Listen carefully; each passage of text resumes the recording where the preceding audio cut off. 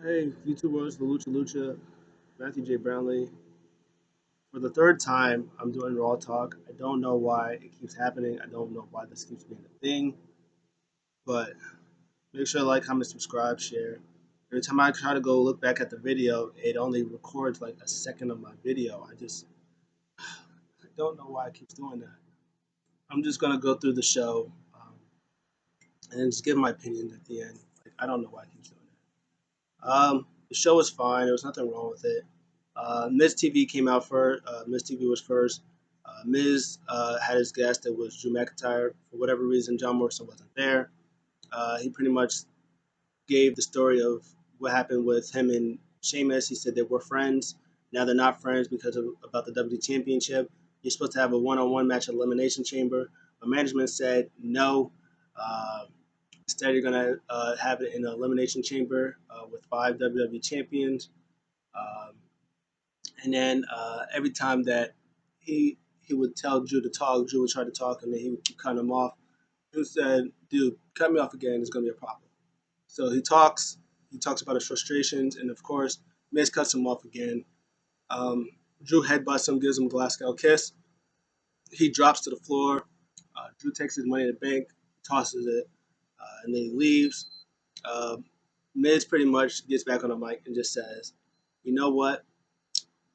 I'm not going to be in the Elimination Chamber match because I'm already Mr. Money in the Bank. So there's no need for me to do it. So instead, I'm taking myself out." Pretty much was the gist of it. He leaves. He's backstage with Pierce. Pierce is like, "Hey, I had to tell you something. I'm taking myself out of the Money in the Bank. I appreciate the opportunity, but Mr. Money in the Bank, I don't need the Elimination Chamber. Yeah, so I'm out." So it's like, but I got a good replacement. He's an up and comer, and Adam Pierce looks like he's intrigued, and he was like John Morrison, and then Pierce was like, really? And so he does that. So it was like a agreement. He was like, I'll think about it. He was like, he sarcastically was like, "I'll think about it," and it was like shakes his hand, and then he leaves. New Day come in.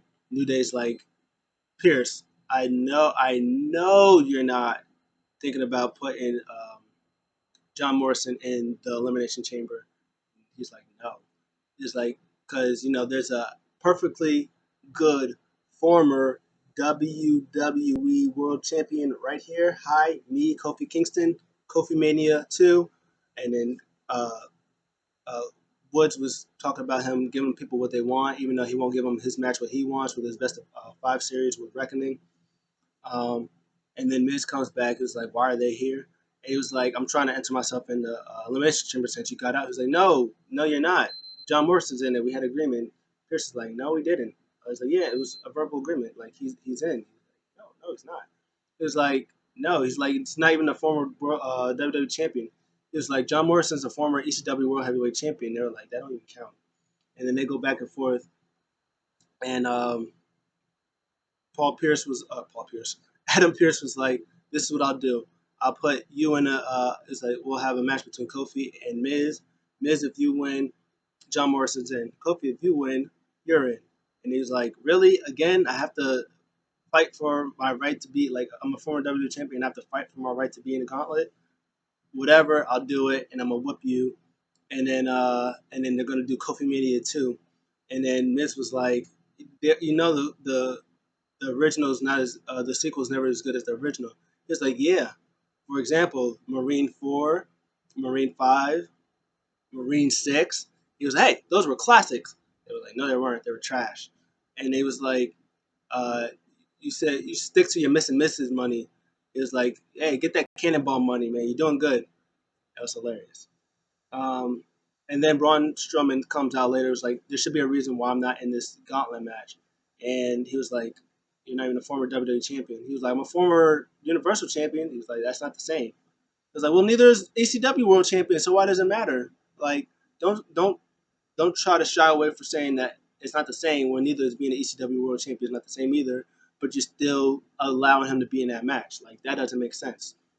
But anyways, he said that tell Shane because Shane's the one, over Pierce's pay grade. Shane's the one that's pulling the strings, so tell him that he better make it right or he'll beat up everybody like he did Adam Pierce before. So I got all that stuff out the way. Now, throughout the show, Her Business versus Lucha House Party and Matt Riddle. Before the match, Matt Riddle was talking to Lucha House Party something about President's Day and Teddy Roosevelt, Abraham Lincoln, stupid stuff. It's ridiculous. I don't care. The match again, they've had this match a whole bunch of times. I don't know why they keep having this match. Uh, the same results happen. Matt Riddle faces off against somebody from the Hurt Business. He beats everybody from the Hurt Business except for Bobby Lashley. Lashley always comes out at the end, puts him in the Hurt Lock, and that's the end of the segment. It's just a running, reoccurring theme that happened all the time. Um, and yeah, exactly what happened. MVP got injured. I think he tweaked his leg or something like that. But he still fights on. Good tag. I mean, it's fine tag team match. It's the same tag team match that we keep having. Lucha House Party's in this feud with, or is in this thing with the tag team champions, and Riddle's in this thing with everybody from the Hurt Business. It's a weekly thing. Unfortunately, for whatever reason, Keith Lee wasn't there, but it is what it was. They have the match, and I think MVP goes for like a knee thing, and he reverses it. He does this kick, overhead kick thing. He goes for a floating bro, smooth, fast floating bro for the win. He goes out, dun dun dun, and Bobby Lashley comes out. He attacks him, then he attacks everybody from Lucha House Party. Hurt Lock, segment ends. After that, we had some Bad Bunny stuff. They did announce on commentary that uh, Damian Priest has a new, like, the Reckoning finisher is a new move. Now it's called Hit the Lights. Um, they announced that it was called Hit the Lights now. Bad Bunny is is talking to Mandy Rose, and he pretty much says uh, he got his shirt for Mandy Rose. She asked for a shirt because he was rocking one. He's like, "You got one for my tag team partner?" He said, "Yeah." She walks away, acting a peek. He looks around, he's like, and then he was like, "Mucho gusto, me like me." And then Jamie Priest comes out. He was like, "Hey, dale, dale," and he comes. He has like a small interview. He pretty much talks about how good it's been for him so far. He debuted at the Rumble. He's on Raw. He's killing it. And he gets to chill with Bad Bunny like all the time. Can't beat that. And then there's background noises, and then they're both again like Dale.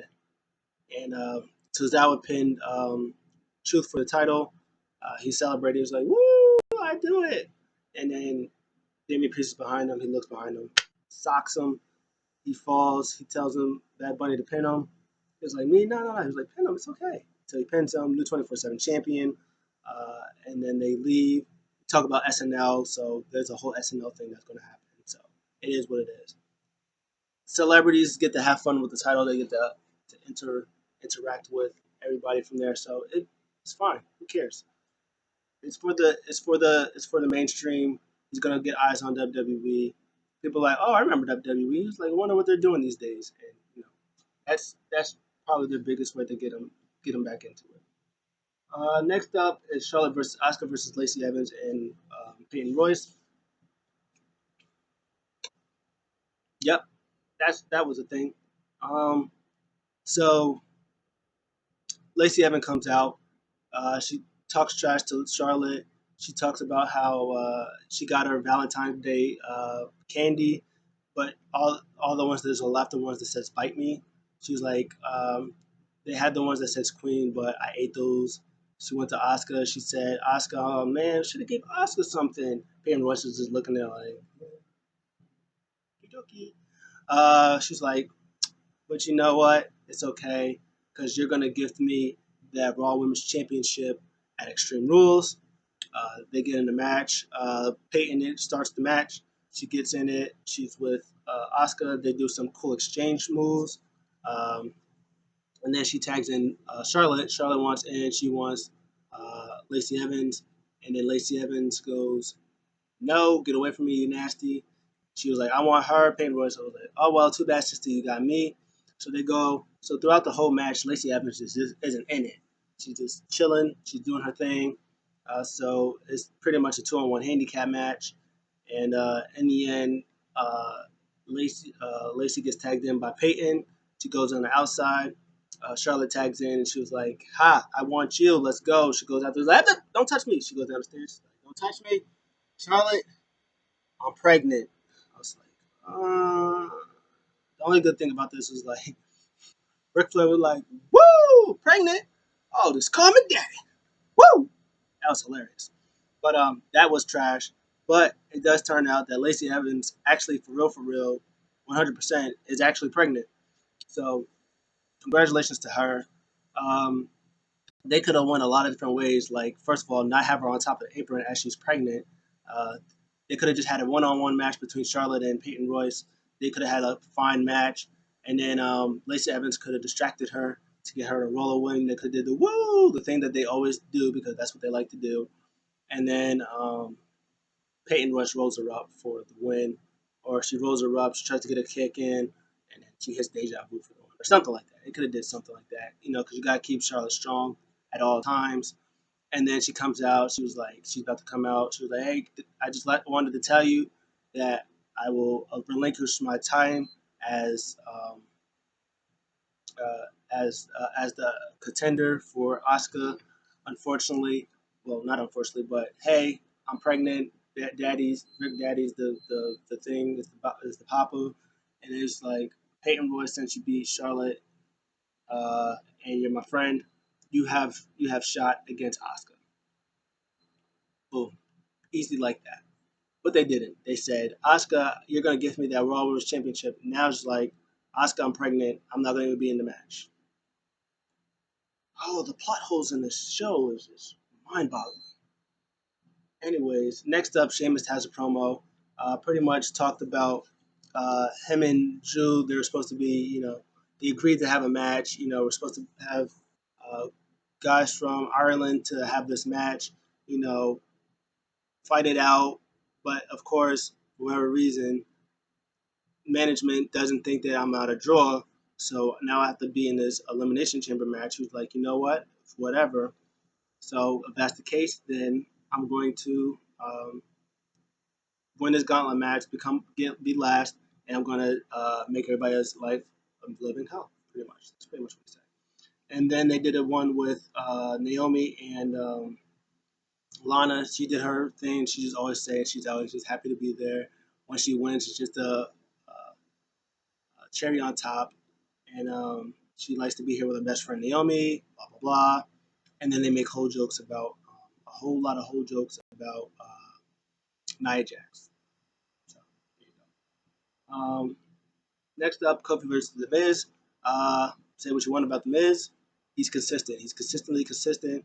This match was really good. Uh, I liked the match. I thought it was really good. And Miz was working on Kofi's leg bone, which we'll get into play later on. Um, went for like the figure four, a lot of chop blocks and all that stuff like that. In the end, though, Kofi Kingston, uh, he wins. He gets Trouble in Paradise in. He pins The Miz because The Miz has been booked like trash, so Miz never wins. And Kofi is in the Gauntlet match, so good for him. Um, Next up, Lana versus Shayna. Well, Lana versus Shayna happened, but I think they did an Orton promo. I put Lana versus Shayna twice. I put Lana versus Shayna, and then I put Orton promo, and I put Lana versus Shayna again. I don't know why I did that, but yeah, Orton did a promo. He pretty much talked about the Elimination Chamber match. He said that Sheamus cost him his unfinished business with Drew. So that means that him and Drew still have unfinished business. He said he burned the Fiend. He's gone, never coming back. So he's focused on Elimination Chamber, being in there, being champion, and defending his title at WrestleMania. By the three most dangerous letters, RK, cut off, Alexa Bliss is there. She's summoning the Fiend. She's resurrecting the Fiend. She does a whole Star of David things, a whole thing, Star of David. Um, it's a whole thing. So yeah, she's bringing back the Fiend by resurrection and witchcraft and voodoo and stuff like that. So it's gonna be interesting to see how the Fiend comes, how he looks, how he's gonna change. He will be reborn. Then we had Lana versus Shayna. The match was fine. I don't know why they used Nia Jax to try to distract and attack Naomi, and then she just gets beat up. I don't know why they do it. Shayna Baszler, former two-time NXT Women's Champion, two-time current Tag Team Women's Champion. She's the freaking greatest. Like when you have the best in WWE, Raw, SmackDown, NXT, and NXT UK, Shayna's up there. She's top 10. She's in the top 10. She's up there. She's freaking fantastic. So I don't know why they decide to use a distraction, but they used the distraction. This was solid work from Lana. Of course, she's still green, but she's working on her craft every single day. She's learning from Natalia. She's probably learning from Naomi. So she's getting used to it. She's getting the hang of it. She might like her facials and stuff like that still need a lot of work, but like her moveset, is good for her. She gets her kicks in. She knows her face plants.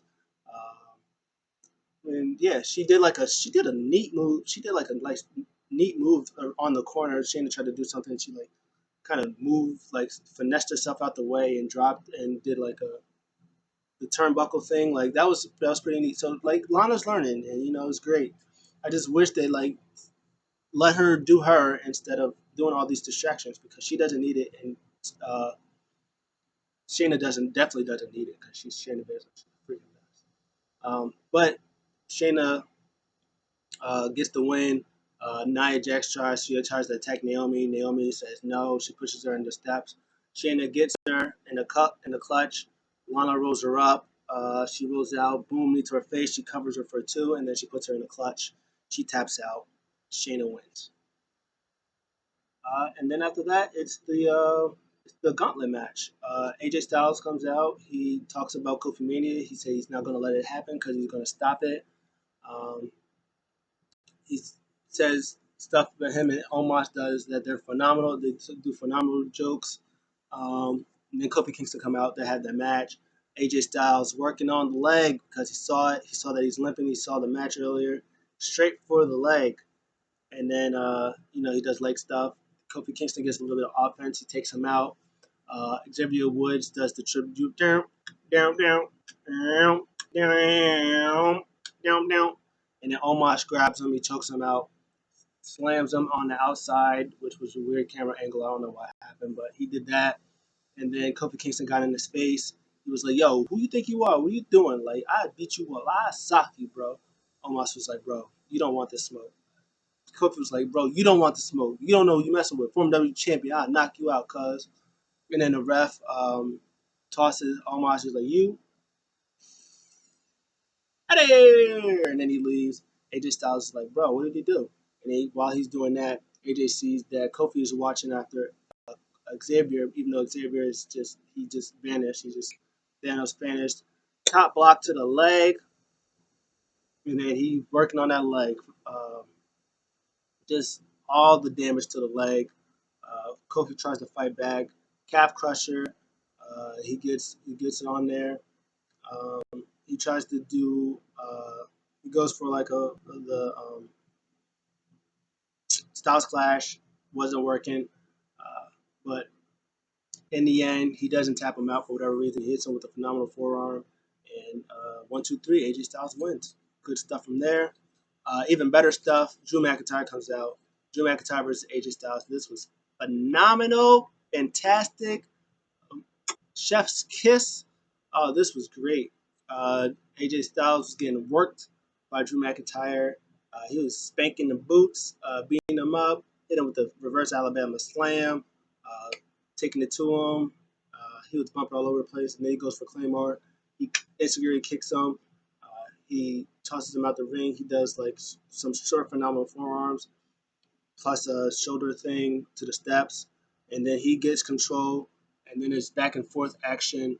Probably the most back and forth, probably since really um, Randy Orton. Like this was really back and forth. Um, no Terminator, Drew.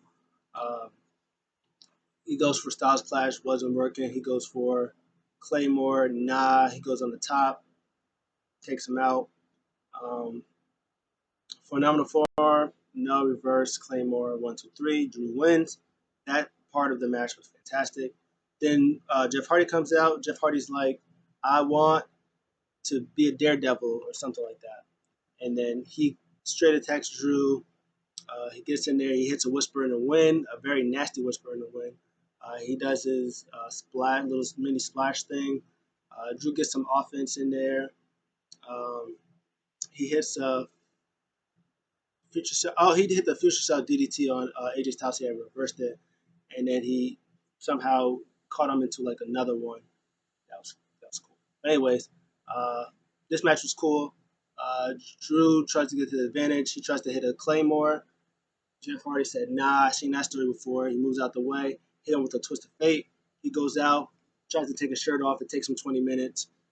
Swanton bomb, knees up, sight, get out of here with that foolishness. Hits him with a Claymore, 1, 2, 3. Drew goes on. Then Randy Orton comes in. This was probably like maybe a minute. Uh, they do a little bit of fighting.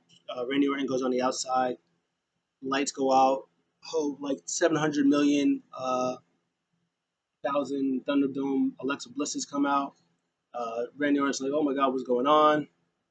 He gets counted out. Ref counts to 10. They announce that he's eliminated. He tries to go in the ring. Boom, Claymore to the face. He's knocked out. Then Sheamus comes out. Sheamus attacks him from behind, of course, because he's Sheamus. He beats him up all over the ring, or outside of the ring. He brings him back inside. He tries to attack him. The ref is like, nah, we gotta check on him. He's good. He checks on him. He's like, yeah, I got it. We're good. He starts the match. He starts beating him up some more. Um, and then Drew tries to get offense. He got a little bit of offense in, but in the end, of course, broad kick, boom, 1, 2, 3. Sheamus wins. He gets on the mic. I'm the best. I win. Haha. I'm gonna be WWE champion because I pinned the WWE champion, so that makes me last, and I'm gonna be WWE champion. Hello. Yeah. So that was the show. It would have been better. Like they should have had this match longer, at least a little longer with him and Randy Orton. They could have got the 5 minutes in, and then they could have did the count out victory, and then from behind Sheamus comes in, he attacks him, throws him in the ring, or throws him outside, do all that other stuff, and then he was like, "Are you okay? Can you fight?" Blah blah. He says yes. He starts it. Boom, bro kick 1, 2, 3 is over. That's what they should have did. They should have did it. Should have did it like that. 1, 2, 3, bro kick is over. I win. I beat the champion. Should have did it like that. But they made, of course, Drew look strong as always. Like, bro, relax. Like, let Sheamus just come in there, bro kick your face in, and then you win. But it is what it is. Um, all in all, the show was fine.